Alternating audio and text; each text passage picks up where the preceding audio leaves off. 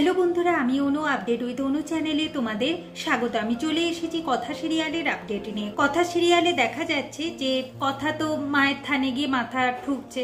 এই মাথা ঠুকা দেখে এবির মনে পড়ে যায় এবি যখন অসুস্থ ছিল কথাও তার মানে ঠিক এইভাবেই মাথা ঠুকেছিল, তাই তো ওর মাথা দিয়ে রক্ত বেরোচ্ছিল। যার শরীরে রক্ত কম সে আবার অন্যদের জন্য এরকম ভাবে মাথা ঠোকে। এখন সবাই এভিকে বলছে কথাকে গিয়ে সামলাতে, এবি কথাকে গিয়ে সামলায় আর বলে আমরা আছি, আর শোন কথা, আমি তোদের দুজনের দায়িত্ব নিয়েছি, আমি ঠিক জুনিকে খুঁজে বের করব।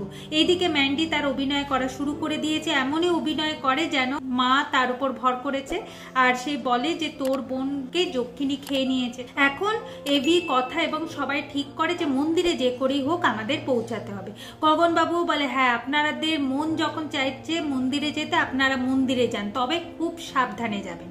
এরপর দেখা যায় এভি কথা এবং সবাই মন্দিরে যাচ্ছে, গিয়ে দেখে যে মাধব ওই দেশের সম্পত্তি বাইরের পাচার করার কাজে ব্যস্ত। এভি আর প্রত্যয় সেটা ধরে ফেলে। আগামী পর্বে দেখা যাচ্ছে মাধবকে জিজ্ঞাসা করলে মাধব বলে যে এই বাক্সে করে মাছ যাচ্ছে বাবু, মাছ যাচ্ছে।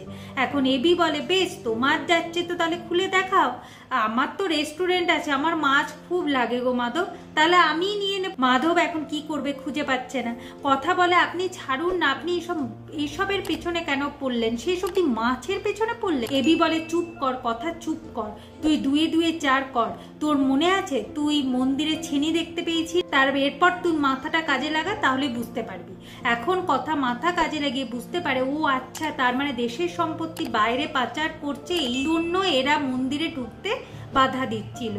আচ্ছা পাচক মশাই, এদের কাছে আমাদের জুনি নেই তো, হয়তো এরাই জুনিকে আটকে রেখেছে। এবি বলে হ্যাঁ সেটাই জানতে হবে, আর দেশের সম্পত্তিও যেমন বাঁচাতে হবে ঠিক সেই রকম জুনিকেও আমাদের বাঁচাতে হবে।